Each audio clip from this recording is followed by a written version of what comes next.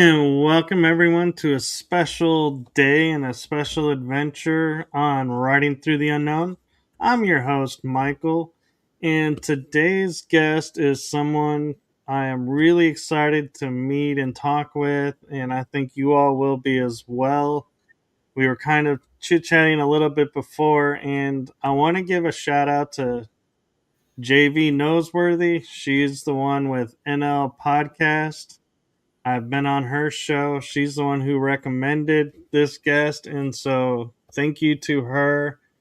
And with that being said, I am now going to turn it over to my guest so that she can introduce herself and give a little bit of background to what she does. So I'm going to turn it over to the one, the only experience extraordinaire, Jan Hann. Thank you very much, Michael, and thank you for having me on your show. So a little bit of my background is when I started at the age of 18, I live in the UK.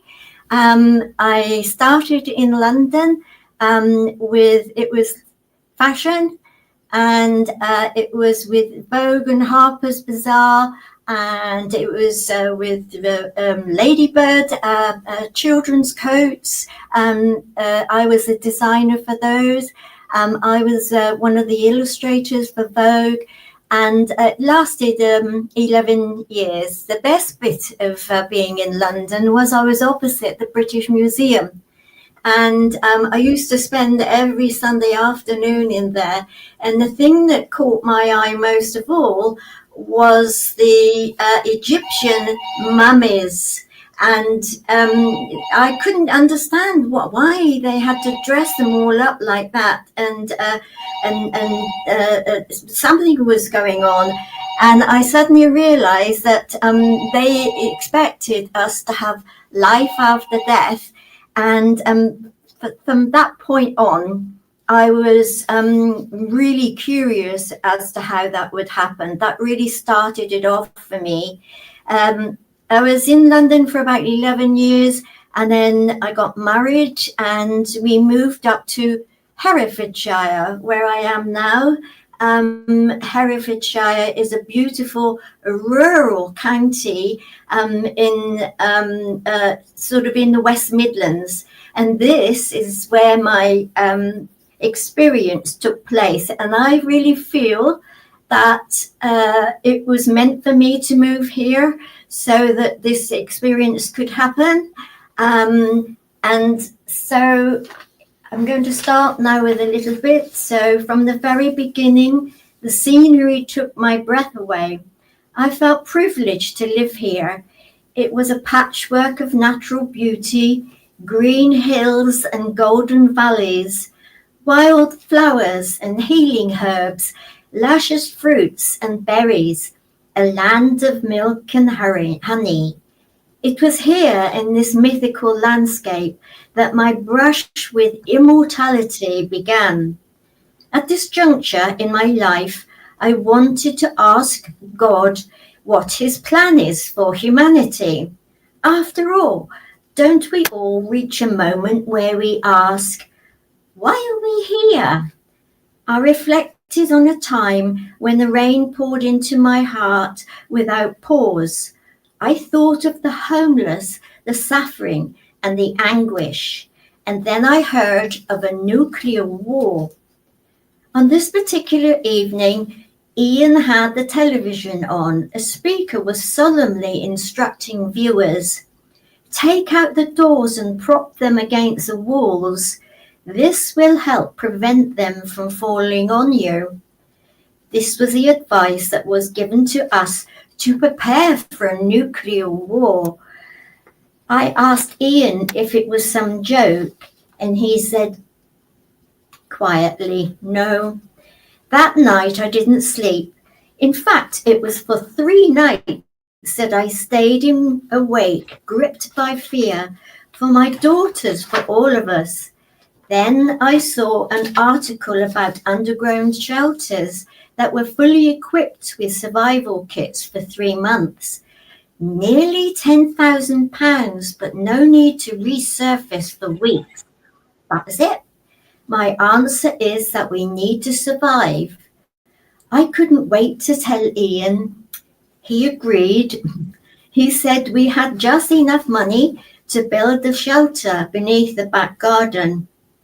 That night, I slept well for the first half, and then a troubling thought woke me. What will happen when we resurface? How many others will be alive? Will the world still be habitable or poisoned? And once again, I was in despair. I got angry. I had brought my daughters into this world under God's love and protection. It felt like my sacred duty to give them a safe, loving start to life. As a mother, I would do anything to keep them from harm. But I was stunned. Why wasn't God doing anything to prevent humanity from self-destruction? I wrestled with God for days and nights, asking, how can a loving, caring God allow this? Why, God, are you permitting such things? Where are you in all of this? Little did I realize that this wrestling match was to be the beginning of an immense affair with God. It lasted 3 years, although my family would say it has never truly ended. A few days later, it was Tuesday the 2nd of March 1982 at precisely 10:45 p.m. I was driving along a narrow country road in Herefordshire with my 2 young daughters in the back seat, supposedly asleep. As I drove down this lane, my eldest daughter began talking to me. What comes after 20, Mummy? I was puzzled. Do you mean 20, sweetheart, or 19? She shook her head. It looks like this, she said, tracing an invisible shape in the air. I turned slightly to see her gesture more clearly, and it was precisely at that curve that something utterly bizarre caught my eye. To the left of the curve is a stile leading into a vast field bordered by tall bushes. To the right is the lane we were driving on, which stretches approximately 352 yards or 0.32 kilometers. At the end of the lane, a main road branches off, leading to the International Communications Satellite Station in Herefordshire.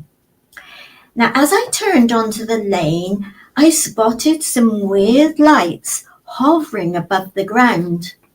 They are clustered together in the front left of the corner of the field, suspended eerily in space. I did do a picture at the time after I got back, and this is roughly what I wrote down. So there they are, they're just scattered like that in the middle of the field. Well, actually to the front left corner of the field, suspended eerily in place.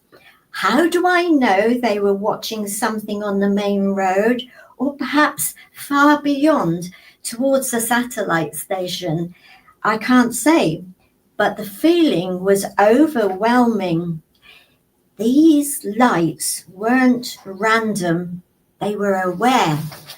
Suddenly, the lights turned and sped towards us. It took them 3 to 5 seconds to cross the diagonal stretch of the field, roughly 440 yards. Even at 5 seconds, their velocity was around 180 miles an hour. And that's going some, isn't it? That is. These intelligent lights came across in a cluster, yet they were separate entities. This is the amazing thing. Their cluster was staggered, as if their speeds varied.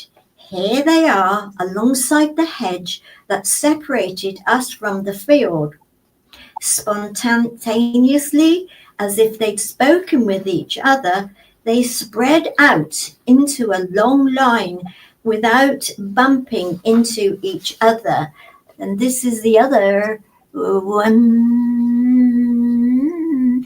If you can see there that they have eyes. The eyes were as big as I would say car lights. And the strangest thing was that between the eyes and going down, and which seemed to be caring for those eyes, is sort of a long stem which was waving. It wasn't stiff. It was waving with the wind or the speed, and they were about 6 to 8 foot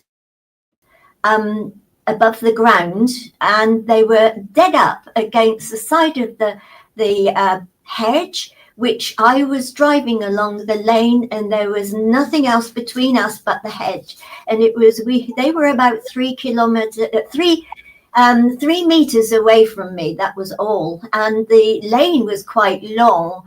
So there was a patter, and there was raindrops that tapped against the car's window.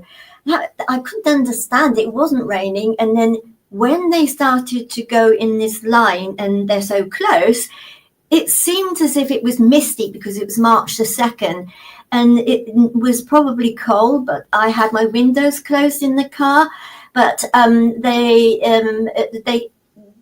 wondered if it was the heat that is in there that turned, and maybe the heat more like because they rushed across this field at that speed, that had turned into rain. Maybe it was steam, because they seemed very misty as they were coming over. A mist rolled in with these lights, shrouding the lane in a hazy, dreamlike atmosphere. The lights, there were about 6 of them. They were now travelling alongside us, just 3 to 4 meters between us, hovering 6 to 8 foot above the ground. Each entity was comprised of 2 they were really bright, white, circular lights, approximately the size of a car's headlight, joined by a glowing fuzzy stem resembling vapor or plasma. The stems pulsed and swayed, not rigid, but alive with energy. They were there, peering straight in at us, inquisitive beings with glowing eyes, and despite the shock, I couldn't feel fear. Their presence was almost hypnotic.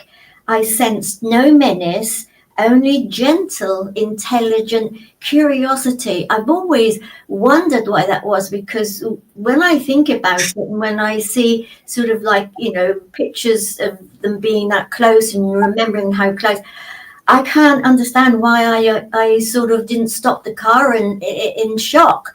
I was in shock. That's probably what it was, a hypnotic shock. We rolled down. Jan, I was going to say, it could also be their energy being a loving, calm energy may have just been around you, and so you felt no need to be afraid. So that may be why you didn't react, is you weren't getting that kind of energy from them. Absolutely, I think that's right, Michael. I think that they had done something to me that with their energy that was making me calm and not to worry. And in fact, we rolled down the lane in a parallel line with my head turned towards them. When we reached the end, I turned left onto the main road, but moments before, a flash burst from the field centre. Then another two explosions of light illuminated the entire field, and just like that, they were gone. I got the feeling when they were actually looking in at me, they were so close that, and it was also this fuzziness that would probably, if it weren't fuzzy, I probably would have got more shocked seeing them, so close and so clear. But it was more, to me, I think it was like we were on the same wavelength, but their power was far greater than mine. And they had got into my aura space. And that was how they were saying these words, as if they were so close and on the same wavelength, but more powerful, as if to say, don't worry, we're just curious, that's all.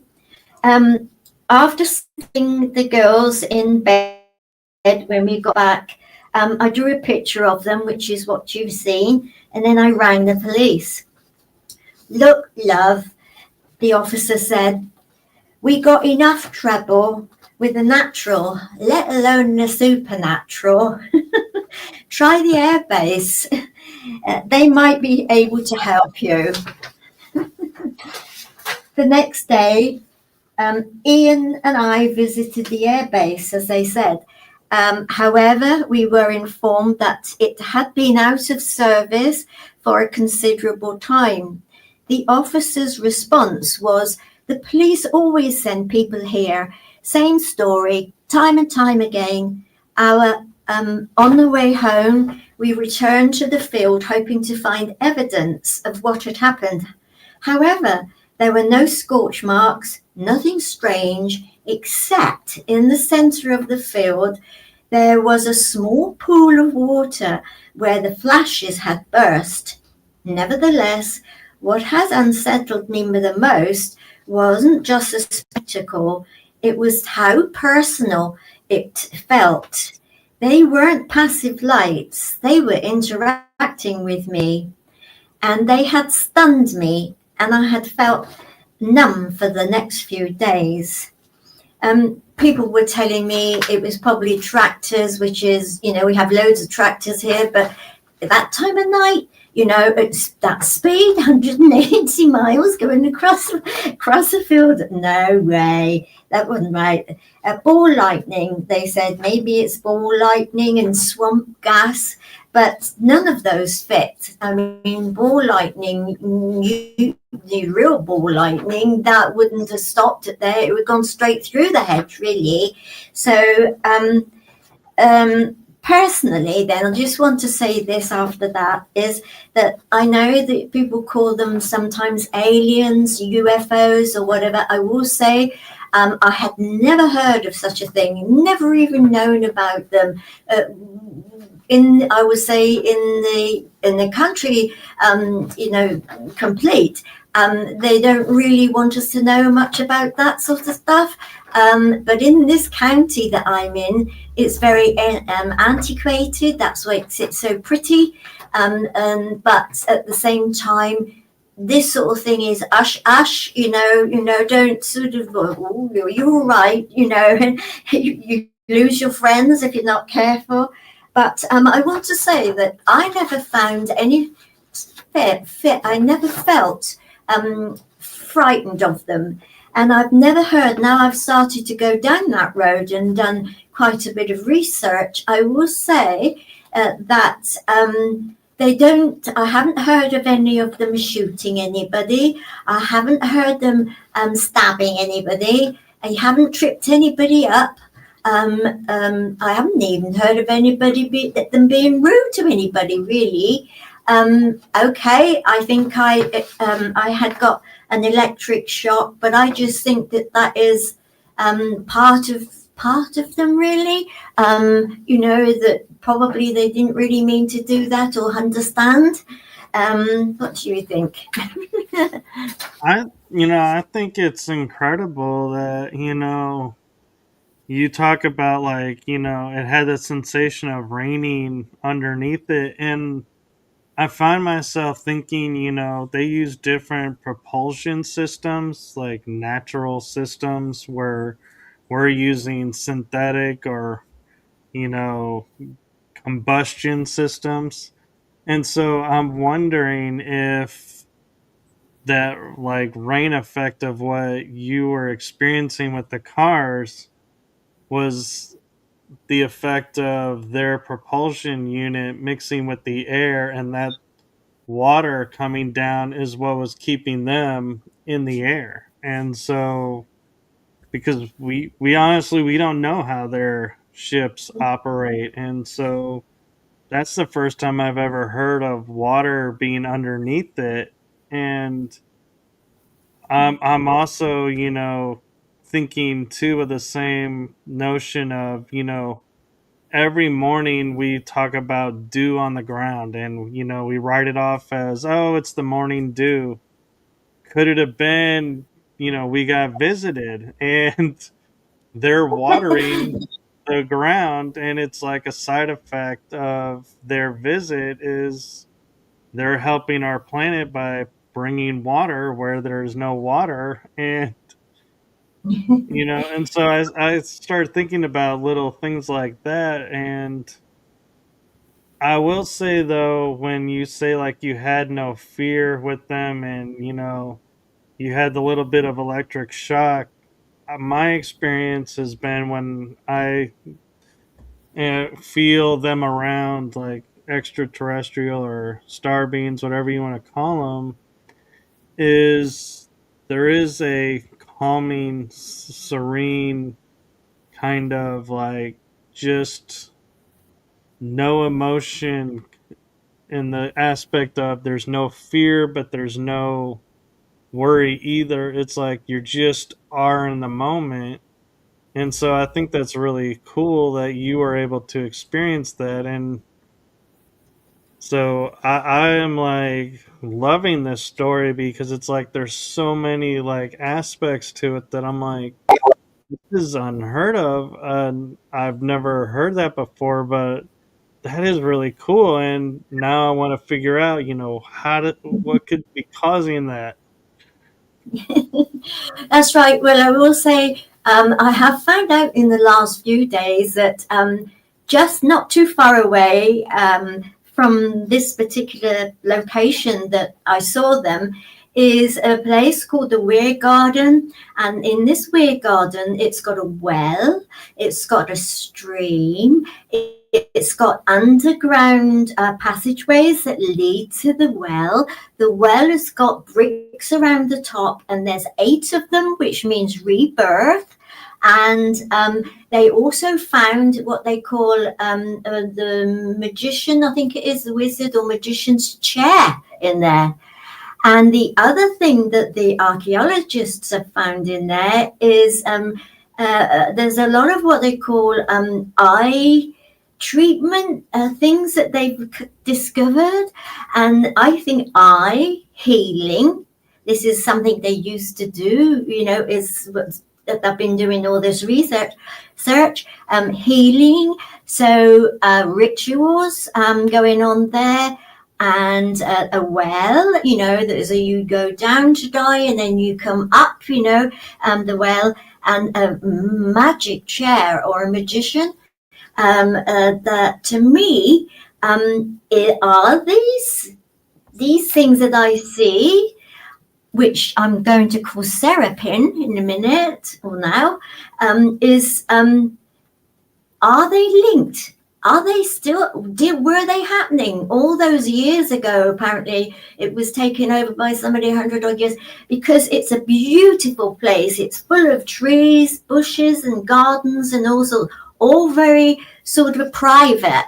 And I just think there's they definitely, well, they told me a few days ago that I asked them some questions, and they said, we have some really, really weird things happening here.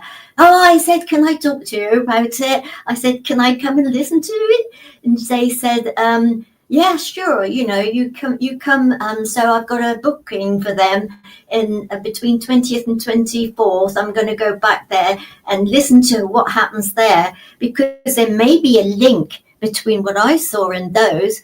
that is still happening today, isn't it, really? That they thought, it's just the gardens, really. So anyway, when I got home, for the next few days, I felt like I was in an electric cage at home.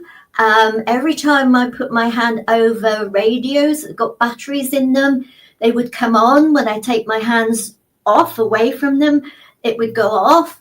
I didn't have to touch them, just go over the top and they would come on. All sorts of things. My hair would keep standing on end like a brush cut. And lots of things really that were happening that were really strange. It was telling me that I had a link, if you like, with something like an electric shock.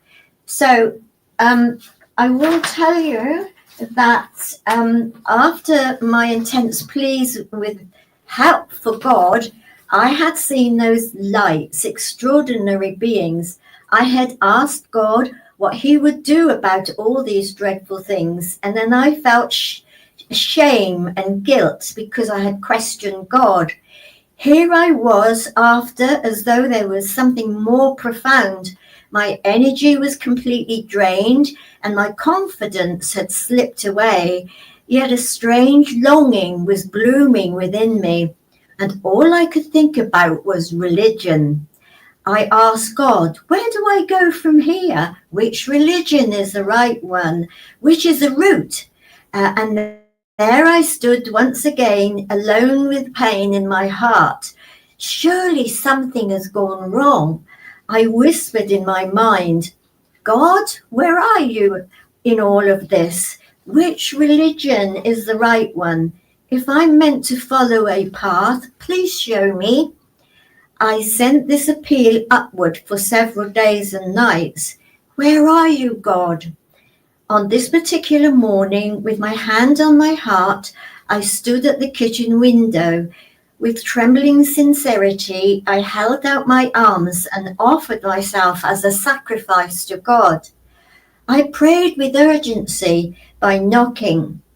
You can say we can knock the door and it will be opened, I said aloud. Well, dearest God, I'm knocking. I cannot knock any louder. To whom do I go? And to which church should I attend? Suddenly, a reply came instantaneously.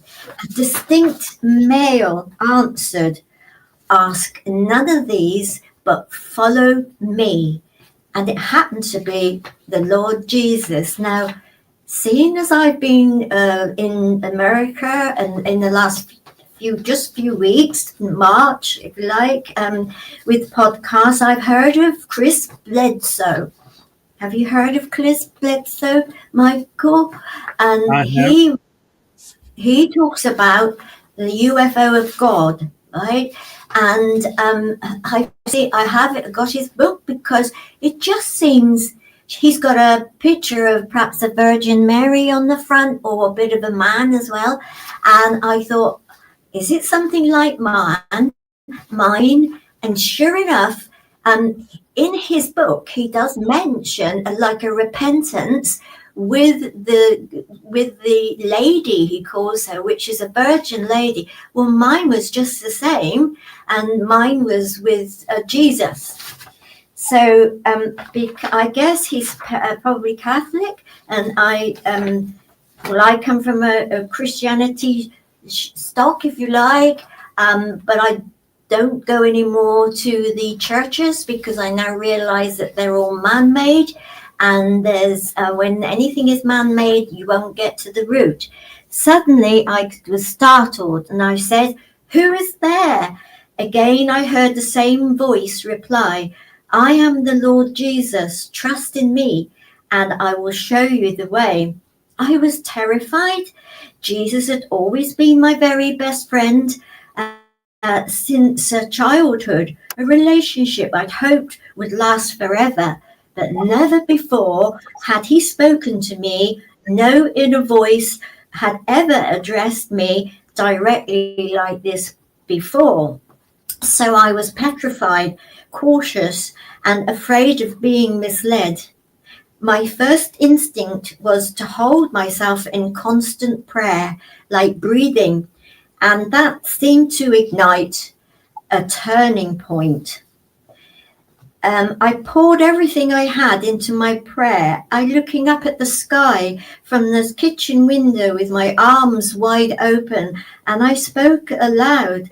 This is basically what I hear that Chris Bledsoe has done, and this is in the last few weeks I've heard about this, and I'm astonished.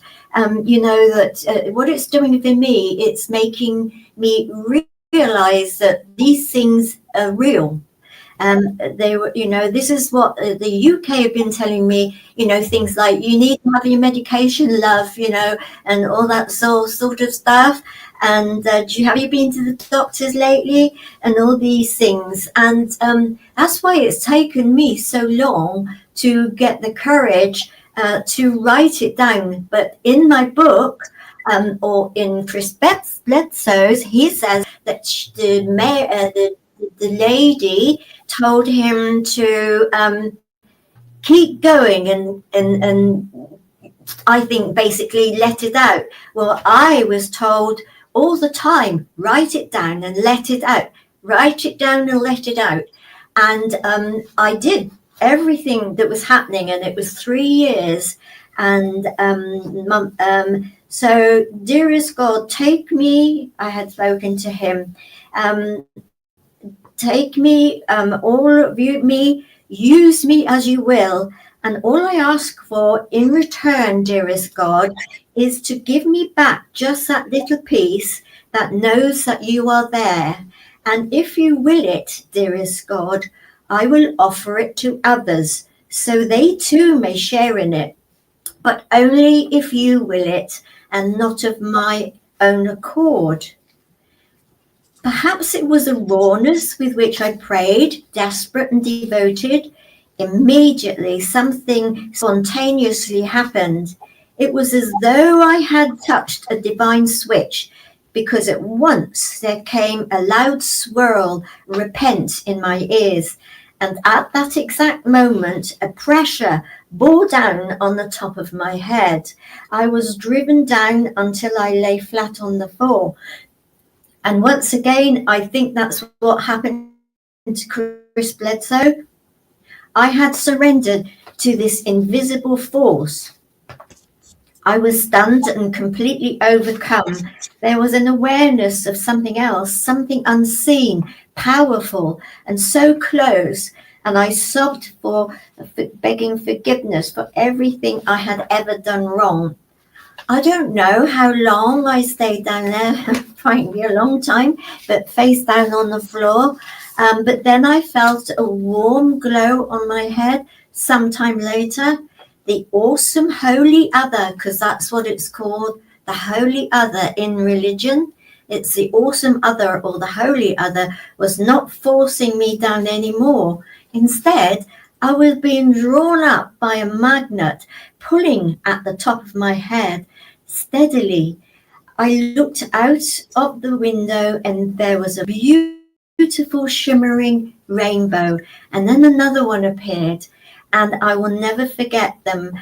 This is because God's promise in the around near the Old Testament at the beginning there, a rainbow. I don't know if it's something to do with Noah's Ark and all the rest of it, but it's. I know that rainbows, if they're double, and to see a rainbow, it's a God's promise, and I can tell you, I love Him deeply.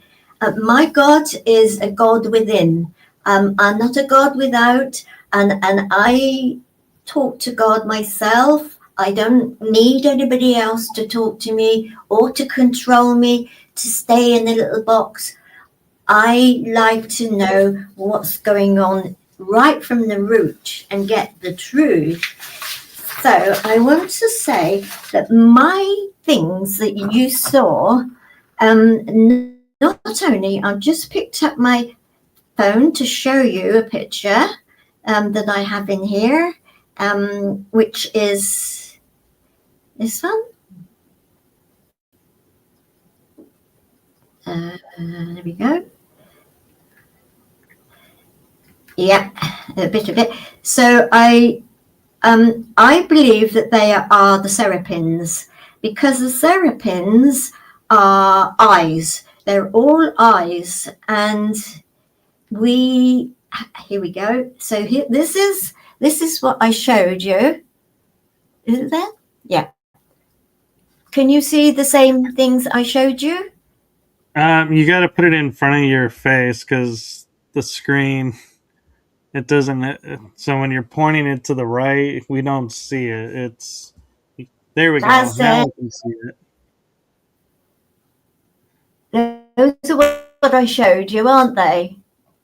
It is. Those are what yeah. I showed you in the picture. Yeah. So then I moved to the next one, and somebody told me in one of the groups, that's why I like comments.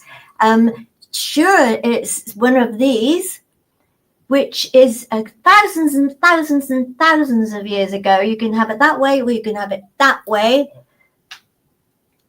And that is exactly, they said they thought it was just like that. And that is a painting in Utah on a cave. And it's thousands and thousands of years old. And so that's awesome, isn't it? So there's a little bit more, and then that's it. So There we go. There's other things there, and the strangest thing is about them is that there's birds there. Now that is really strange, because I'm going to talk about birds, but I will also say that when I look to see what this thing, because it's sort of like personal about God and creation and things like that, I looked up aliens. I couldn't really see any aliens that would fit there. These were about half a dozen sets. There's sets of eyes. And so I started looking up in a different way to do with angels. And this is a picture of about 9 different angels. And then they have the ones that come at the beginning. The ones closest to God are the cherubim and the Seraphim. The Seraphim is, a minute, I lost it there. This one, that one, because it's the only, no, yeah, that one is the Seraphim and the cherubim. The Seraphim and the cherubim, I think the cherubim is the closest to God, which means that it knows more about God and understanding. And then the Seraphim comes next, and then there's all the other ones down to the angels and things like that. So archangels, and that one, I mean, this is just an illustration from somebody that has never seen one, because other ones they do with lots of eyes, you know, and so I put it down that they are serapins, and serapins that maybe they were making a noise. Apparently they sing. Maybe that singing is humming, and that sort of thing. So this clunk click that happened on the top of my head. Also, somebody else that put a comment in one of the boxes afterwards somewhere, and they said that they had been studying this sort of stuff, and the clunk click was the start of a ritual. And then I started researching things, and I learned that the Seraphim apparently is the ascent, and the ascent, it's if you see Seraphim, it's the onset of an initiation ceremony that you're going to take place in. And that's exactly what happened, because the next stage is I start flying to the Great Pyramid. And the thing that I'm flying with is this thing that had landed on my head, this clunk click. It didn't want to let go. And it was just, it made me absolutely as if it's like a spider and a fly. I was paralyzed. I couldn't move. I had gone after I got up from the window, it was as if I was being pushed into a particular position in the kitchen, and I had to be this way and that way. And then all of a sudden, this clunk, click that went on to the top of my head, and then it started rising, and it seemed to be pulling me into two parts. And that's called the dual embodiment. And the dual embodiment is the same thing as the bar. The bar is the ancient Egyptian thing, which is a human being with a bird's head. And that's exactly what it felt like. If anybody was near me and listening, they would have said it was just as if a huge bird had taken me up and off. It didn't want my physical body. Oh, no. I wasn't interested in the material body. It was after my energy or your spiritual body or whatever, electrical body. But they're all the same thing. That's what it was after. And I was left with a body, just the material body, which was just enough energy, although I was exhausted for the next 3 years, that was just telling me, keep going with your material life, your family and your work that you have to do, and just keep going. And then the other part of me is flying with this big bird. And I will tell you that it was here. This is the riding the sky. So across the ancient world, there is one symbol that appears again and again whenever human beings try to describe the soul, and that symbol is a bird. It doesn't matter where you look. Egypt, Greece, the Celts, the Norse, the Mayans, India, China, Africa, every single civilization imagined the soul as something that could rise, lift, and fly. In Egypt, the bar, the part of the soul that carries personality, memory, and identity, was shown as a bird with a human head. The Egyptians believed the bar could leave the body, travel between worlds, visit the living, and return at night. It was the soul in motion. Now, I never knew any of that, and I was absolutely shocked. I did look it up afterwards, and I did get in touch with I have never been physically to Giza, Egypt, or the Great Pyramid of Giza at all. But I managed to, through Facebook, ask a guide that works on with the Great Pyramid and on the Giza plateau. And he said, what had happened to you is, he said, that's the bar. He said, where did the bar take you? Because, it's your soul. And I said, to the Great Pyramid of Giza. And he went back on his chair, and because it was done by Zoom. And he said, wow. And that was the beginning of initiation ceremony, which took place, the oldest initiation ceremony ever. That even the priests were the only ones that used to know it, apparently. So in Greece, have you heard of bar then, Michael? I have, and I've actually been in the Great Pyramid in Giza and been on the plateau. Lucky you. Did you see the same? This is the thing, you see. My daughters went to see what was in there, and they were taken to the Great Pyramid, the Upper King's Chamber. And all the things I told her about what I was in there in my spiritual is, it was like a big bell that was knocking, bong, bong, bong, bong. And I was shaking in there. And I don't know how, but I tried to block my ears of my spiritual body. I will tell you, it's really strange. But it was making me vibrate very much in there. But she said, no, it wasn't like that when I was in there. She said it was just hot. And I said, oh, yes, and I was really hot as well. But the strange things that happen when you're in there in your spiritual body. Well, I did the whole trip. 3 years it took me of the initiation ceremony, and that's what my book is all about. And that's what so I'll tell you that in Greece the word is psyche, meaning soul, and butterfly or small bird. The soul was imagined as something that could slip free of the body and take wing.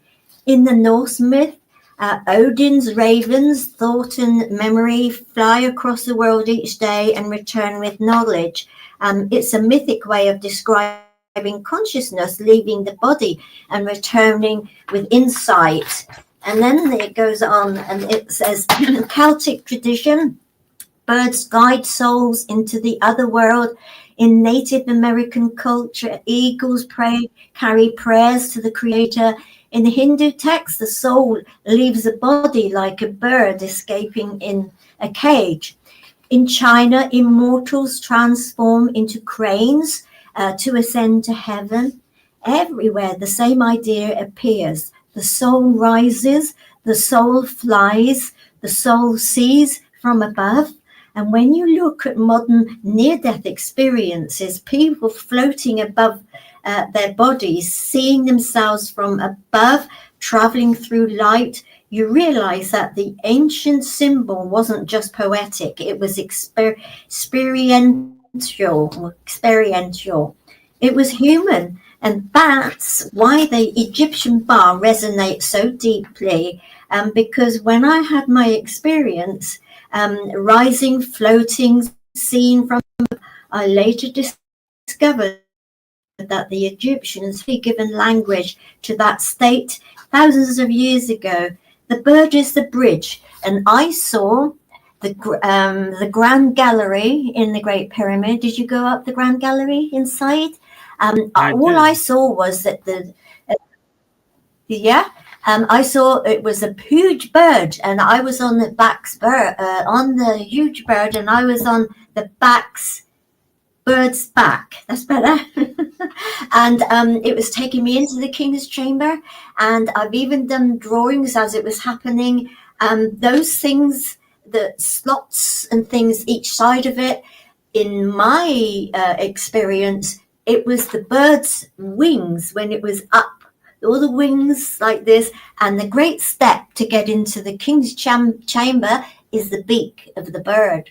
And this is the real reason why it's been built, the Great Pyramid. It's our birthright. It is our inheritance, because when you're in there, you due to the structure, there is all sorts of vibrations, and the vibrations are transforming your energy into a higher energy, ready to move on in your next to another level in your life, because we don't die. Is that right, Michael? You agree with that?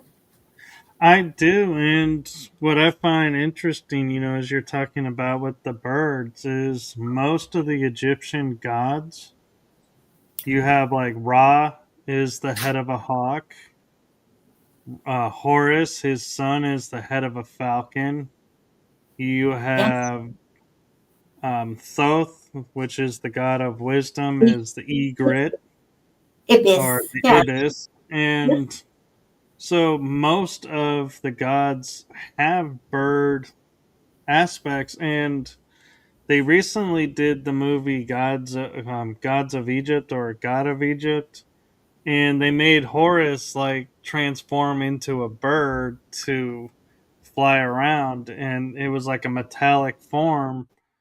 But I was like, that was so cool to see them show, like, yeah, they are human form, but they're tall, but they turn into birds. And I was like, that was like an amazing thing to see, because I think that's more accurate. And when I was going into the King's Chamber, it was like, as you're saying, entering the King's Chamber, which is like the beak. I sat in I laid in the sarcophagus that's there, and everybody I was with, Yeah. we all had out of body experiences, and so it's like it makes sense, of how you're explaining it, like the beak, which is the breathing, the air. And so what happens when you do an out of body experience? You let go and travel like the air. And so this is like really fascinating to me. And one thing that I want to mention that I thought about in your story in the beginning, if I can take a second, when you were saying you had the electric shock feeling and then you could hear the voice, I wonder if you Yes. ever thought that feeling of that electric shock was your body awakening to a new Yeah. energy level, and that's why you could hear now the voice, is that they Wow. were related. That's awesome. Thank you very much, Michael. That's thank you. You know, all more comments with helping. It is really important. It's just, the experience is really now trying to understand the root of it. So that and knowing now that it's true. It is another reality. It is so exciting. I'm so pleased that the Euro Americans are setting all these things up, because it's very important. It's made, all of you are, and of course it would have to be the USA, wouldn't it, really, because you're always in the front, really, of everything on the globe. I love that. There's astronauts. I don't think I wanted to be with them, but I just want to know what's on the other side of the moon. It's really great. So going on then, so the next bit is, I will say that when I was in the Great Pyramid, that every stage of it is awesome. And I will say that you then realize that we have to know about the Great Pyramid. It's the temple of God, and their God, of course, is Ra, or Re, isn't it? There's the sun. And oddly enough, Jesus has a lot to do with the sun. He's always, to do with linked with the sun. That Great Pyramid is it's God, and it's a true religion. This is a true religion that everything else has come out of and made up their own sorts of things, to for their own things, really. But what upset me and made me go on this track at one time is that every time I used to ask them, what about this and that, because they have their set rituals, for different times in the year. Do they understand what they're actually telling us, really? And I asked him some of the vicar, and he said that we look in Corinthians and this and that, and I had a look, and I thought, well, what's that got to do with it? I'm no better off now. So I thought maybe this is why this happened as well. It knew I was ready to move on. I really understand what's at the root. But my book is talking about the initiation ceremony and how it happened, and quite honestly, it sits in the center of the planet, when all those thousands of years ago must be the oldest temple of God, the true God, and the true religion. And I will say, and that we don't need to forget everything else on the planet about this sort of stuff. We need to concentrate on a Great Pyramid and understand it, from the heart, from the beginning. I will say that it's smack bang in the center of the planet before the landmass, separated into continents. But it was why put it in the center of the landmass. It was meant for all of us. And I will quickly say this bit and add it in, that it is Jerusalem. I was told it's the navel. It's the navel of the planet, and that is where all the power comes from, apparently, and all the above and below, interact. And that also Jerusalem. Now, Jerusalem has 70 meanings, which basically put them all together, and it means peace on earth. Well, that doesn't seem to be happening at the moment so far, as on this place. But I will tell you that the Great Pyramid, the church, the true temple, sitting in the center of the landmass, and the landmass is really the true Jerusalem. Everybody and every the population and everything is God's people, and it's get them all together to understand the one thing together, and then that is peace on earth, which is what's going to happen next. But the next thing I need to tell you is that we're on number 2. So on number 2, which is part 2, civilizations in stars. So the Silurian hypothesis. Have you heard that, Michael? I've heard Silurian, but I don't know that I've heard the Silurian prophecy. So the Silurian hypothesis is a thought experiment. This is part 2, but the other half of it won't take me that long now. Civilizations in the stars, right? So is there any civilizations in the stars? Well, the Silurian hypothesis is a thought experiment which assesses modern science's ability to detect evidence of a first advanced civilization, perhaps several millions of years ago on Earth. The word civilization refers to a stage of human social and cultural development and organization considered most advanced. The most probable clues for such a civilization could be carbon, radioactive elements, or temperature variation. The name Silurian derives from BBC science fiction series Doctor Who. Astrophysicist Adam Frank and climate scientist Gavin Schmidt proposed the Silurian hypothesis in 2018 paper exploring the possibility of detecting an advanced civilization before humans in our geological record. They argued that there has been sufficient fossil carbon to fuel an industrial civilization since the Carboniferous period, which was approximately 35 million years ago. However, direct evidence such as technological artifacts is unlikely to be found due to the rarity of fossilization and Earth's exposed surface. Instead, researchers might find indirect evidence such as climate change, sediment anomalies, or traces of nuclear waste.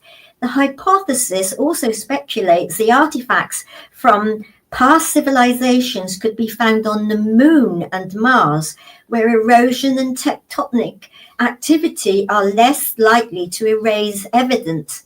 The concept of pre-human civilizations has been explored in popular culture, including novels, television, shows, video games, and short stories.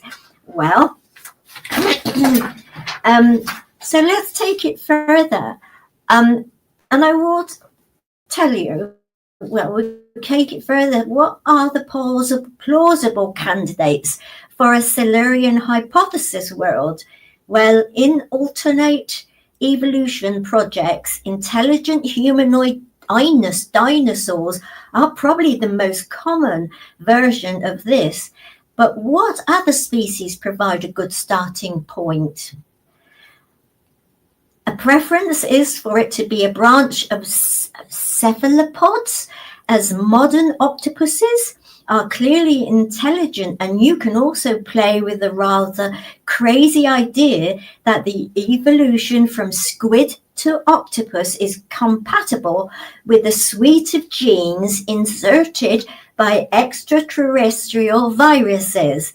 It also raises many interesting questions about underwater technology.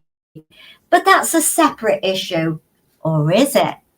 Now, this is where part of the initiation ceremony that takes place, because once I'm inside there, and I've been doing this, and I would say probably I've been in there about 1.5 years at the moment, or nearly 2 years, I would think, in 2 pieces. And I was prepared for it, all the flying, and there's lots of stuff in there, learning the hieroglyphs and stuff. I was being prepared to be inside there. And I get to this place, and I will tell you that I am laying in bed. A lot of it was happening, I suppose, learning about flying and things. It was happening a lot during night time. Maybe it would come across clearer for me, these things.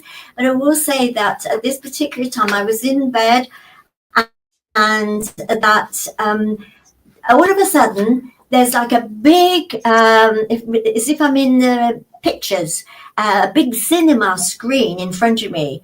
And I look, and I'm still laying down. And as I'm laying down, I see a fish. So they said, or is it separate issue? Well, or is it? And this fish is a big whale, and it comes up. And it's in the sea, and it comes up high above the sea, and then it goes back down again. And then I noticed that there's all these buildings, houses in front, and there's a coast, and they're all on the coast. And so I'm looking at this sea, which is with the coast and the houses in front of me. And then it comes up again, but this time it's a dolphin. Now, dolphins are extremely intelligent. Apparently, they're the most intelligent things on the planet. And it comes up, and then it comes down on the other side, and then it turns, and it starts coming towards me. And I thought, wow, it came out of the screen, and it's coming out through these houses and coming up. And it touched my foot on the outside, and it was really cold. And as it came up my left leg, and it came up right up to my waist. Now, I have heard another person was talking since in the last few weeks that she was in bed, and she said that there was this lovely feeling, and it was something that was cold and wet, that it came up her side of her, but she said thigh. Well, I say waist, and up to the waist, and it was making me shudder and vibrate. And they call that a consummation, or in the mystery it's called the wedding, marriage. And this fish then, and then it just disappeared.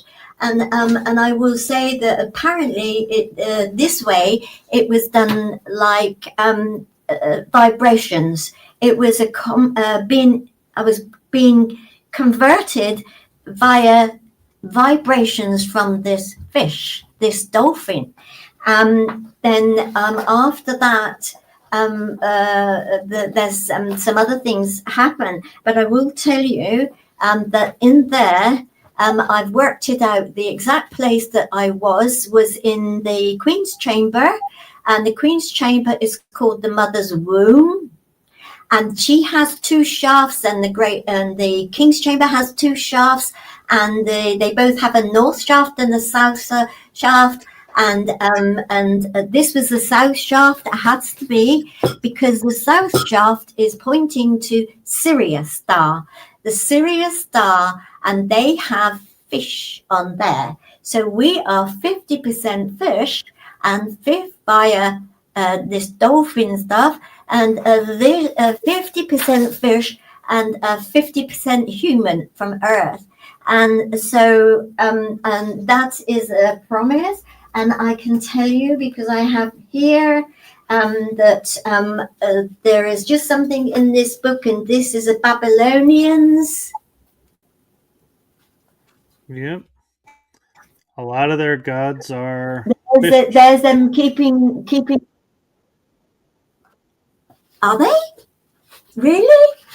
A Really? lot of So, a and lot of the then guys you'll the see other. have like fish tails and bodies. Wow, that is so exciting. I just tell you, there's another one on that one page. And this one is the Sumerians.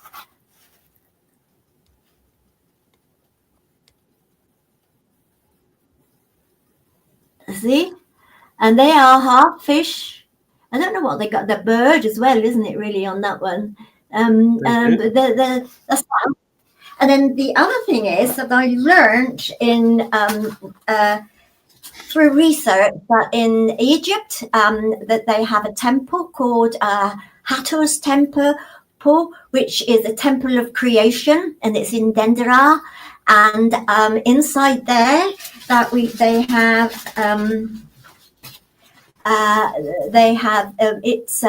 it's exactly in alignment and talking about Sirius in there. So it is saying, basically, I mean, we couldn't have it more clearer than that. Temple of creation, and it's all to do with the Sirius star. And the other thing is that they have things in there that next I turn to the temple of Isis at Dendera. One of the most enigmatic temples aligned with the star Sirius is the Temple of Isis, also known as Hathor, and it's called Temple of Hathor. And Isis is Hathor, the same thing, but they have like shape shifting, really, role playing, and Dendera. So in here in Hathor's temple, you can see that there are two fish as well. Let's have a look at it. There it is. See the fish? Yeah. So that is, and also they have a fish that is going around something to do. I can't remember the fish has got a name, but anyway, that's fine. And I can't remember its name now. There's another one, and then here is Hathor. No, sorry. This.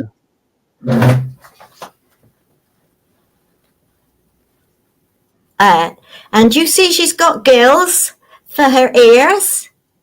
They're gills. They're not ears. You know, I've never noticed that, but you're right. Yep, she's got gills for her ears. I don't think anybody's noticed them, but of course I'm looking in there for things, the same. And that is, why did you go in there? No. So those are gills, and she herself is actually telling us that. And the other thing is, I'm just telling you these things. What do you notice about their eyes? They always do those sort of things, don't they? Their eyes, they're like fish. Are they trying to tell us something on our face? And do you not think that they're like these aliens as well? It's all to do with eyes. Even the aliens, they have these big eyes. But this, to me, they always do them with their makeup and stuff like that. It's like fish. Yeah. I see it, and I've often wondered that myself, why like Osiris had the fish look to the eyes is the most prevalent, and he had the blue skin, which was also remnant of being in the water. Who's this? Sorry, which one? Osiris. Yes, absolutely. Yes, he's the god of the underworld, isn't he? And he came down with a crash and started life here. And that's all in my book as well. I will just tell you this bit then, and then so don't let me tell you. I must tell you about Jesus at the end. So just one bit. So anyway, so that's my experience, and even the Great Pyramid as basically hinting, if they can't hint any louder and clearer, to have a shaft that is pointing exactly as Sirius out of the 4 shafts, you know, that means that it's important to them as well. And it is, you know, if that's the sort of thing that happened to me, is it going to happen?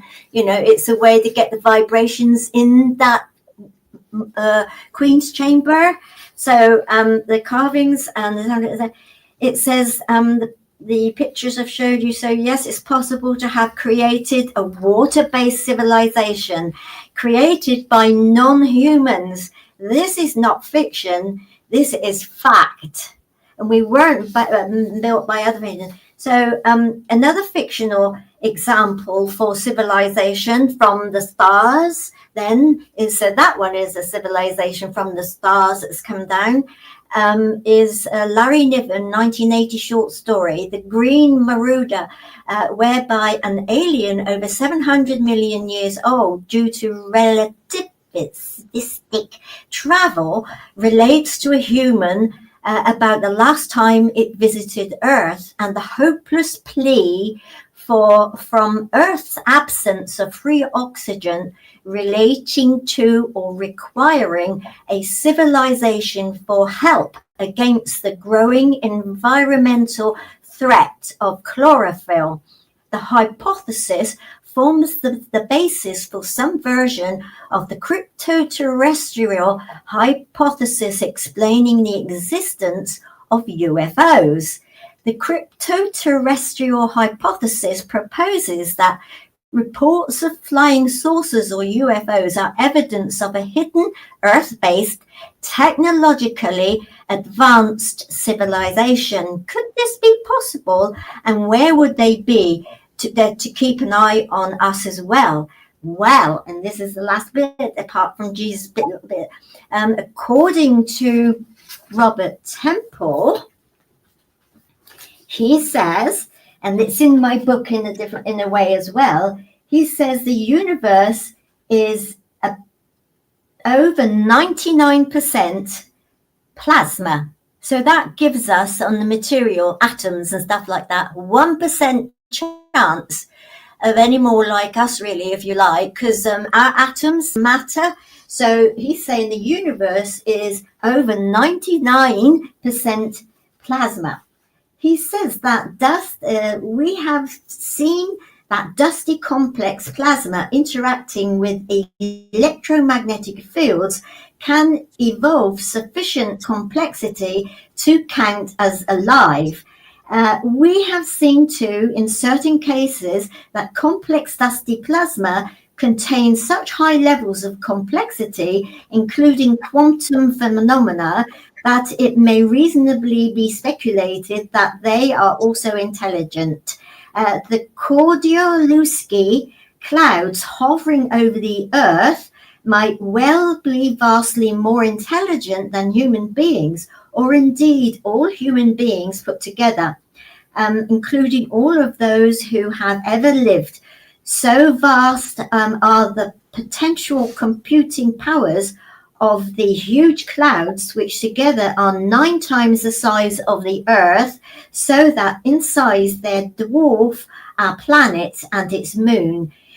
We have seen that plasma may be a medium by which the bizarre behavior of particles and waves in the quantum realm may erupt into the human or macro realm, for example, in the manifestation of lightning balls.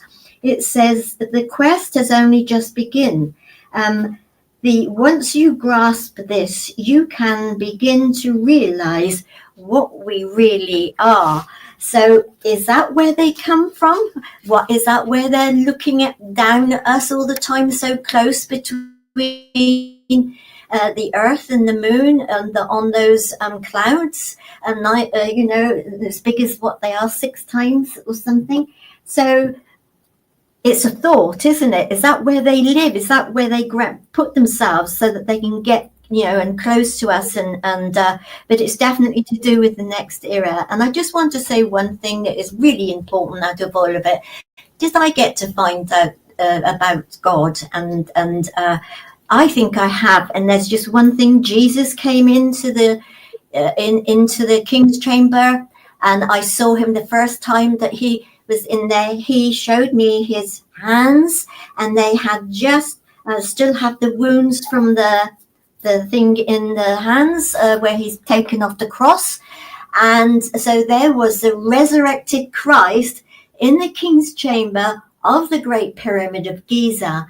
And he said to me lots of things which you'll find in the book, but the most important things that he said to me was, this is his knowledge. In other words, he said, this is my knowledge. The Great Pyramid is where he got all his knowledge from. This is his knowledge. This is his wisdom. And he's begging us to understand all about it. And to this will move the new era in as well. And he says other things, but it's definitely time that we all get together and re-look where we want to find the root of why we're here and where we come from and where we're going to go from here. And that's all it's all in the initiation ceremony. You get to understand and to know all those things and what happens after. Thank you for having me, Michael. But what do you say about that? Well, what I find interesting is you're talking about Jesus, being in the king's chamber, and a lot of people don't realize, because according to the Catholic Church, we have the little boy Jesus, and then we have the 33-year-old Jesus with nothing in between. And what happened in between is he was in Egypt, he was in Greece, he was in India. I mean, he was traveling the world. And so it is very possible and most likely probable that he did step foot in the king's chamber and was in the Great Pyramid with his studies and learnings. And so I wasn't sure if you were aware of his worldly travels between the scriptures. And so there, that's some, validation for you as well. And I think that what amazes me too is when you look at the symbology of the gods, as we're talking about being like fish, Ra is always pictured as being on a boat in heaven and the stars above, bringing the sun and keeping the worm or the devourer at bay. Well, if you look at the symbology of that, a boat is sailing on water. And so therefore, there's another connection to like the fish aspect, and the world was created out of water.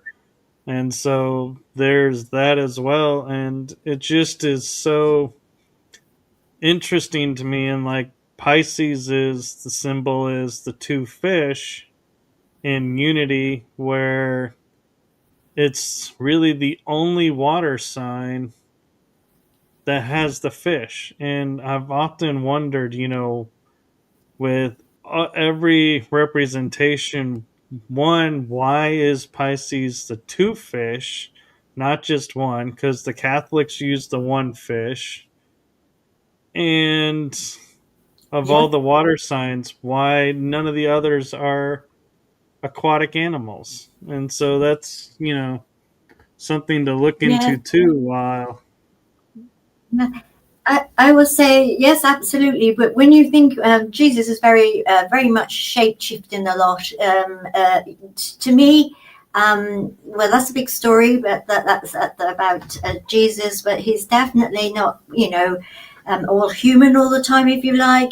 He is. I also did going up the Grand Gallery, pass the baton, that through history. So Jesus is for us now, but years ago it was Horus. they're the same children, they do and say the same things through history. So it's like passing the baton through history, really, to keep it going. And the reason to keep it going is to get people, the time is right now. And I don't know, somebody was saying yesterday somewhere, something's going to happen in 2026 and it's to do with Jesus. But I will say that was what I was told, to write it down and let it out, and to say that is Jesus's knowledge. And that's where his wisdoms come from. And we have got to start looking in the right places to get us out of this mess. So where can people find and get a hold of your book? It's on Amazon, and it's with my name, Jan Hann, and it's called The Great Pyramid of Giza. The initiation ceremony Hall of Records is inside us. When you do the initiation ceremony, you realize that you've already had it inside us for a long time, in your consciousness, if you like. And that's exactly what happens with the initiation ceremony. A lot of your consciousness is broadened, opened, wider. It's ready, preparing for, to us learn more about above. I mean, you can see it's being drawn in all the time, really. This planet, we just don't know who we are, where we are, and what we are, really. It's really time for a change, and this is it. Just going back with fish, the fish in the Bible, there's a lot with Jesus, a lot to do with fish, isn't it? His disciples were fishers of men, and some of the parables, he's trying hard to talk about. And yes, absolutely, in Galilee. So I just shared the link to your book so people can find it hopefully faster. And so thank you for sharing this with us, and thank you for sharing your experience in writing it, and so people can read it today, tomorrow, in the future. So blessings to you for doing that. And I just want to say to you, my heart and the heart of my shows to you, thank you for sharing this. Thank you very much for having me, Michael. You're welcome. I've really enjoyed it, and I hope that it will keep people thinking anyway, start them thinking into something. Maybe they've had part of some of these things that have happened to me, and they just wondered why and what, and maybe it will help them understand, that it's real, and you're getting a message put out over you, for start thinking about something else. That's what I want, really, is a lot of people to maybe, if I hadn't have seen all of you, I wouldn't know whether my thing was true or not, and it's it needs to be let out, and it leads people need to know these things, be allowed to know these things, if that's the right thing, so that they can move into move on with their life. Exactly. So thank you for sharing that with us, and thank you for taking that step. And I wish you a wonderful evening, and I'm going to say wonderful afternoon for everyone here in the States, because we have that lovely 6-hour difference between us here. And so I'm going to say good night to everyone, and do follow along and read her books and follow her on her journey. Follow my shows. You never know where she's going to pop up. And thank you, and blessings to you. Thank you for having me. See you again, hopefully. Yeah. Bye-bye, everyone. Bye.